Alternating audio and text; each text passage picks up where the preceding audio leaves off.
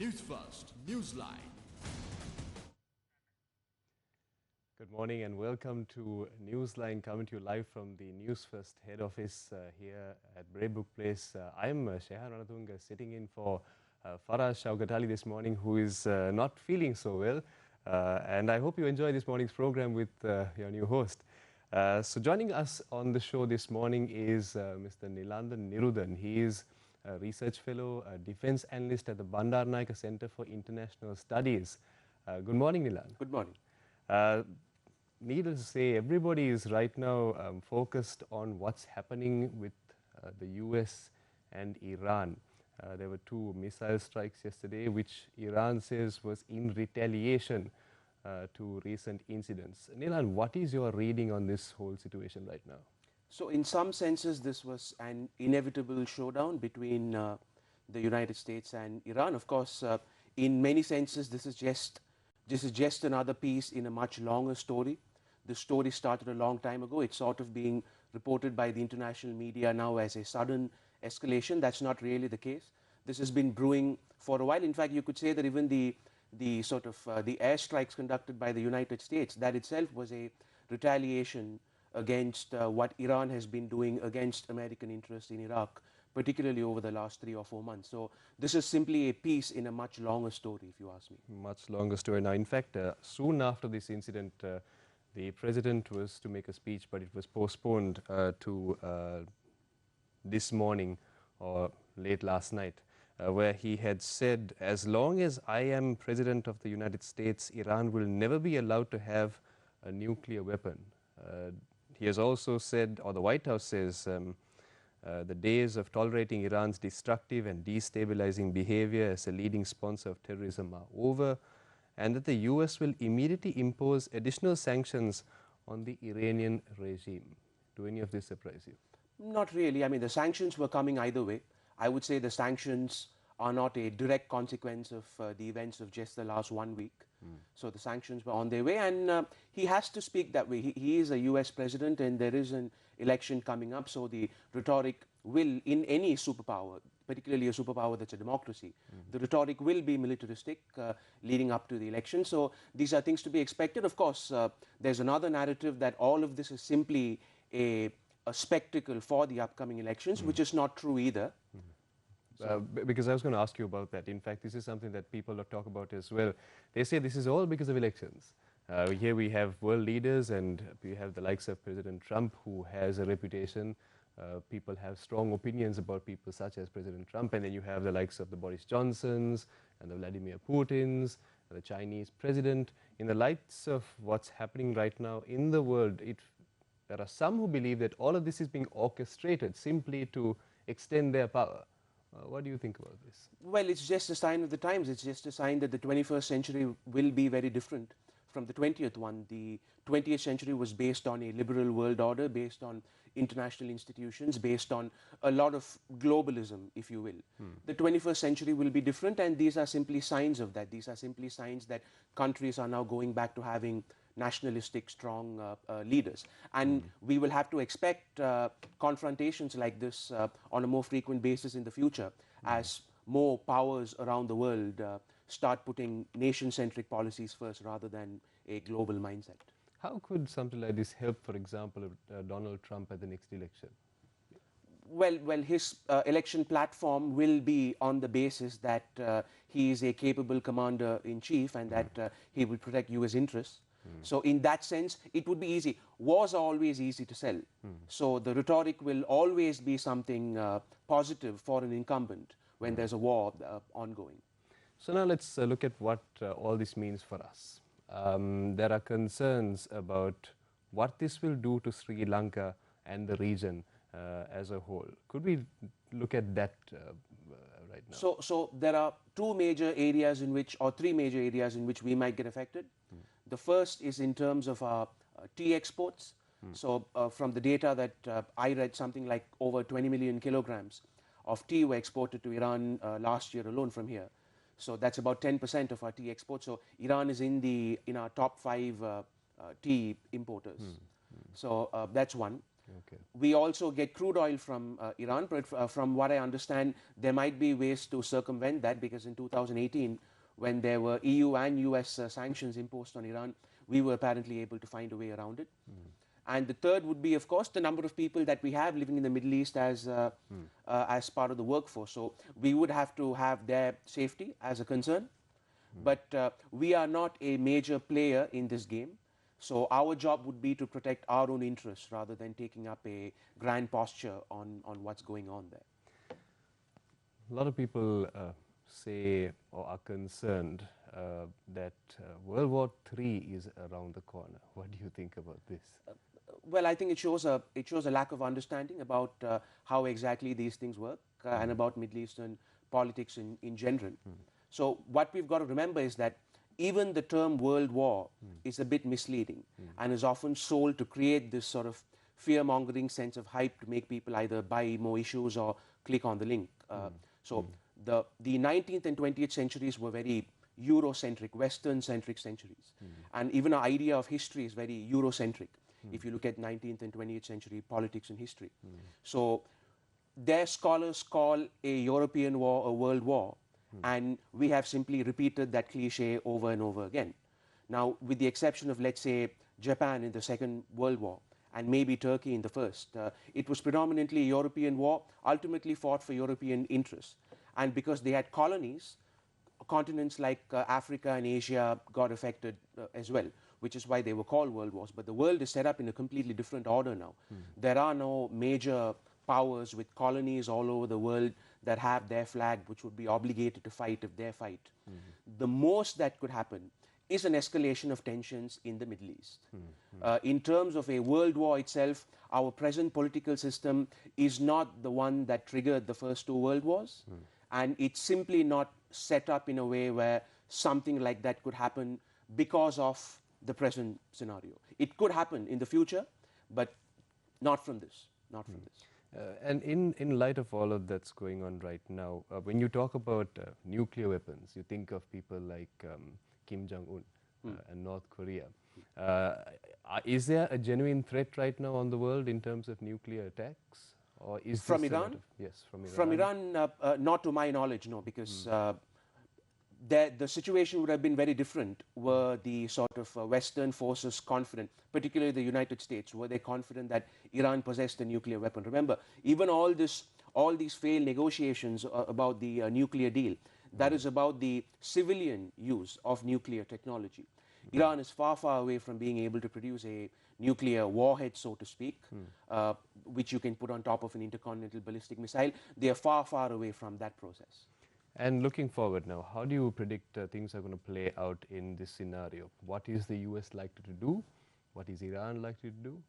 Let's look at a best and worst case scenario in this.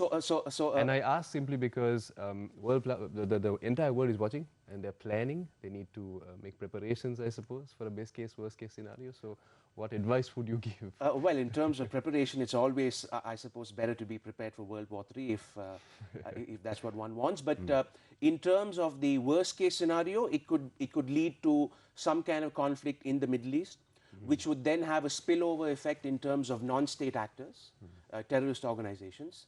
There is not much that Iran can do against the United States that it's not already doing.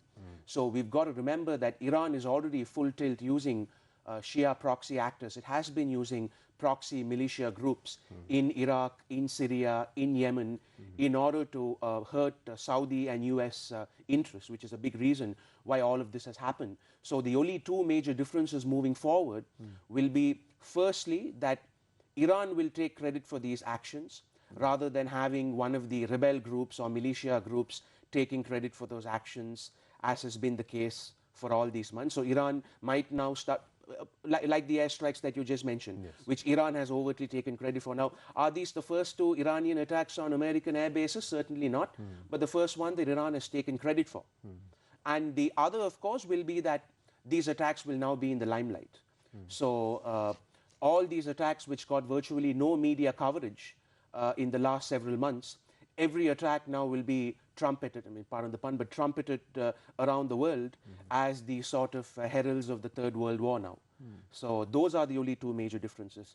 Iran will start taking credit for the actions which were previously attributed to proxy actors, and more people will be interested in Iran's retaliations against the US, but that's about it. In terms of the scale itself, there's unlikely to be a major upgrade there. So here, for us here in Sri Lanka, and particularly for the government, do you think it's too soon for action to be taken? Should it be, would it be a situation where you just watch and wait to see how things play out? Well, it would depend on what kind of action one means. So if it's just in terms of getting prepared for a crisis, there's no reason for us to not do it now. But in terms of our capacity to play a direct role, that's kind of not an option for us. We've got to play smart. We've got to make sure that we are prepared for anything that comes up, that Sri Lankan interests are not hurt, and that if they are hurt, then we have a way to remedy that. That would be the extent of our job in this. So we're talking about a possible fuel situation because Iran is a supplier. We're talking about a possible situation regarding tea. We're talking about employment in the Middle East. These are very key areas in Sri Lanka's economy, for example. So it is required for the government to take steps. Let's look at how would you suggest that they look at these areas? How would you suggest that what actions must be taken now? Well, to be completely honest with you, there will be experts for this. Now, I can give you my take from a security perspective. Okay. So from a security perspective, the first thing we could do is perhaps keep our expats in mind in terms of what we might have to do for an evacuation. Of course, it's very unlikely to come to a scenario like that. But we have got to be prepared. Let's say we need to evacuate a group of people from a certain territory in the Middle East. Do we have a plan for that? Do we have allies who can help with that?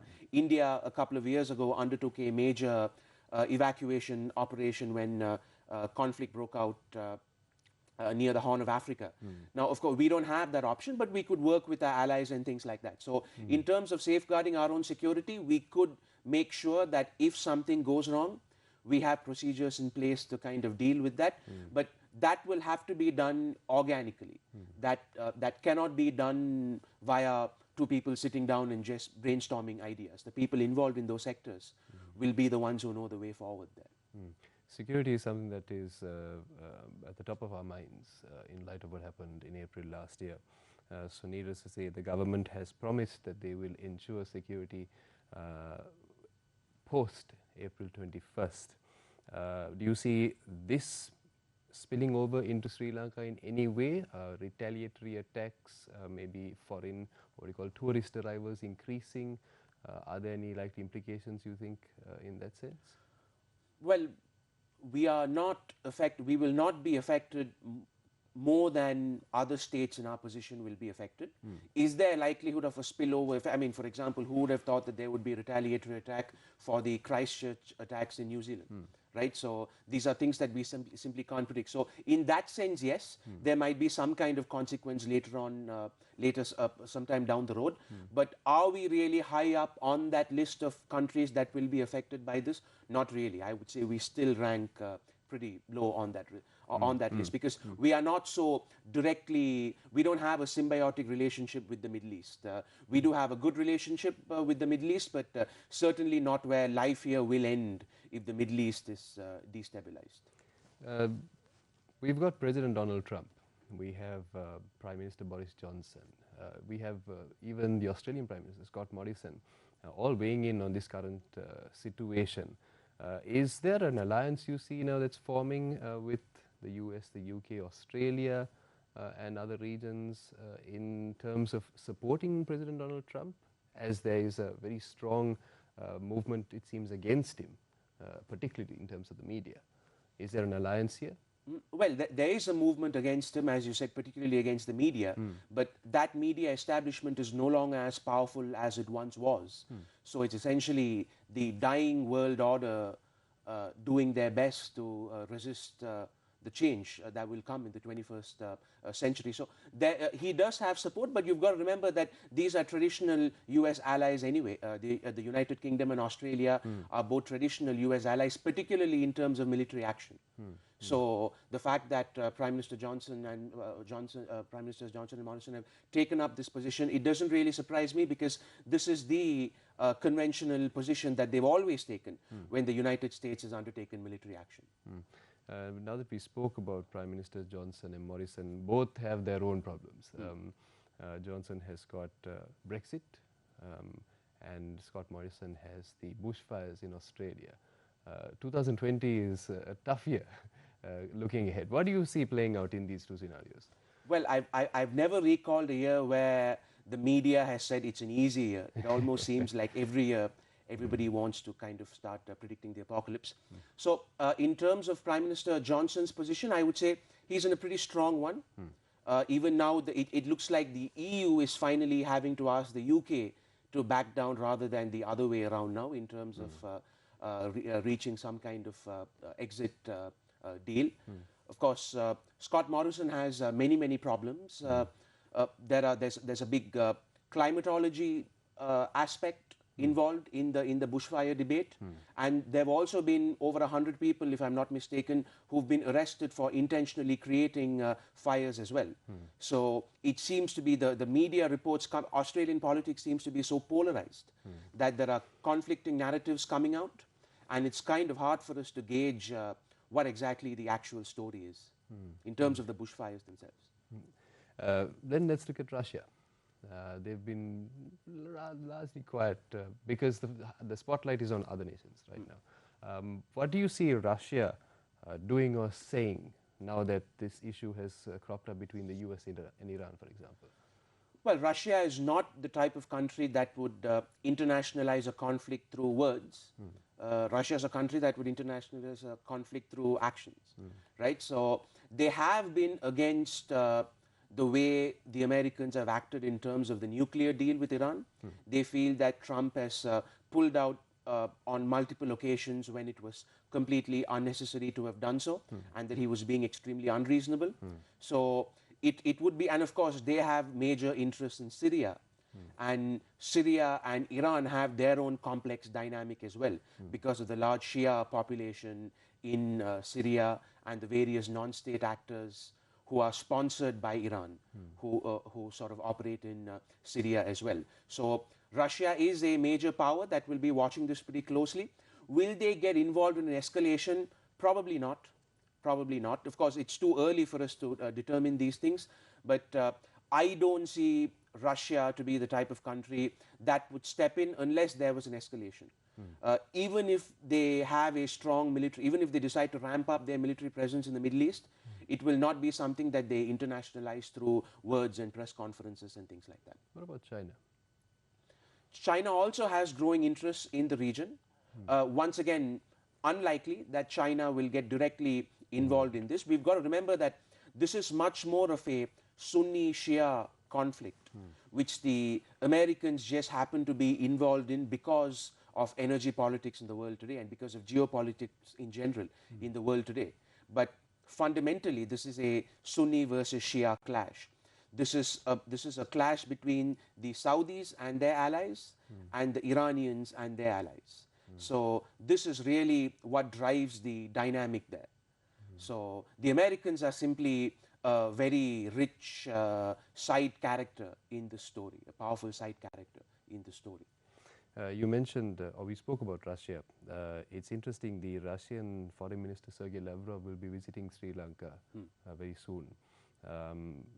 What do you think about this? Is this just a foreign minister visiting Sri Lanka just by chance, or do you think there's a strategic purpose behind this? Well, there's always a strategic purpose behind diplomatic visits. So this is to establish a good relationship with Sri Lanka. I'm sure the Russians are sort of keen that we know they will support us in our endeavors as well. I'm sure some of them might be concerned that we might lean more towards the United States than we've done before. I'm sure there might be concerns that China and India might be seen as the regional powers here rather than the sort of US-Russia dynamic that Sri Lankan politics has always had to deal with in terms of the two-party dichotomy here. So There's always a strategic reason behind diplomatic visits, and it's simply to sort of re-establish the friendship and re-establish the fact that they are interested in helping us move forward as well. Yes, and soon after President Gotabaya Rajapaksa came to power, we had the visit to India, and he met Prime Minister Narendra Modi. It was the first thing that happened right after he assumed presidency. So there was obviously a firm step taken to strengthen Sri Lanka-India ties. So now we just discussed Russia, we looked at China. So Sri Lanka is clearly at a very important time. Where do you see we're headed in the next year, in this 2020? Well, hopefully towards a more stable country. I mean, there's the president has said that it will be, they intend to follow a non-aligned policy, foreign policy. Yes, and non-alignment is the sort of typical conventional doctrine of Sri Lankan diplomacy over the last couple of decades anyway. So we have pretty much a very solid track record of non-aligned diplomacy. While it might be hard to practice true non-alignment in the post-Cold War world, as in it was possible to practice true non-alignment in the Cold War because it was a bloc. But with no real non-aligned international bloc today, politically significant non-aligned international bloc anyway, it might be hard for that to be a sustainable policy. But it's certainly true that for a small nation like ours, it's important for us to keep our own national interest in mind when we deal with various actors, rather than getting swept up in a tsunami of some kind of global alliance. In the aftermath of yesterday's incidents, we saw oil prices, gold, the Asian stock markets in general, all being affected almost immediately. This issue between the US and Iran, as you said, it's been a long-standing one. Do you think these are just short-term aftershocks of this incident, or do we expect that this might play out as, you know, people are watching, business community is watching, they're concerned as to whether they should take action? So my sense is that it will eventually get settled into a sort of more easy rhythm, if you will, in terms of how the economic community sees this. Because once again, you've got to understand that on the ground, as I was just saying, the only thing that would change is who takes credit for the attacks. But there's already a great deal of fire being exchanged between the two sides, both directly and through proxy actors, particularly in Iraq. Right? Iran is already running a major military campaign against the Americans in Iraq through Shia proxies. So in terms of the scale, I don't see this having a major impact. And now let's just look at the US elections before we're coming to the end of the program. What is your prediction, if I may ask? Do you see President Donald Trump returning to power, or? Well, objectively speaking, it's hard not to see Trump as the front runner at the moment. Things can change, right? We've not gone into the proper election season yet, where the media pitch the two against each other and the sort of global hysteria kind of envelops that entire contest, right? So a lot of things can change, but it's quite difficult now to see anybody other than Trump as the front runner. In terms of being an anti-establishment candidate, I think his presidency has made it very clear to most neutral audiences that there is a mass campaign of sort of outrage and manufactured outrage against him. And in that sense, even though he is an unstable personality, these sort of authoritarian figures seem to be what connect with most people around the world these days. What you're referring to is what you see out in the media, which paints a picture of him in one form. But at the same time, the US economy, for example, is doing very well. So there's a mismatch, is it? And he's the only US president in recent memory who's not really launched into some kind of new war. I mean, for all this talk of World War III and for all this talk of how Trump is a madman and a racist and an idiot and all that, who might create the end of the world, Clinton had Bosnia, Bush had Iraq and Afghanistan, even Obama immediately began bombing campaigns in Pakistan and Yemen. Trump is ironically the most unwarlike US president we've had in several decades now, and this is because he's an anti-establishment candidate. You mentioned a name there, Clinton. Do you think she'll run for president again? Well, apparently she wants to, from the media reports that I've read, but I have no idea how true they are. And there's really little chance of success, even if she tries again, let's be honest. Well, Nilan, thank you very much for joining us on Newsline this morning. Joining us was Nilandan Nerudan. He's a research fellow and defense analyst at the Bandaranaike Center for International Studies. We hope that we were able to shed some light on this current situation with Iran and the US and what it might mean to the region. We hope you enjoy the program. That's it for Newsline.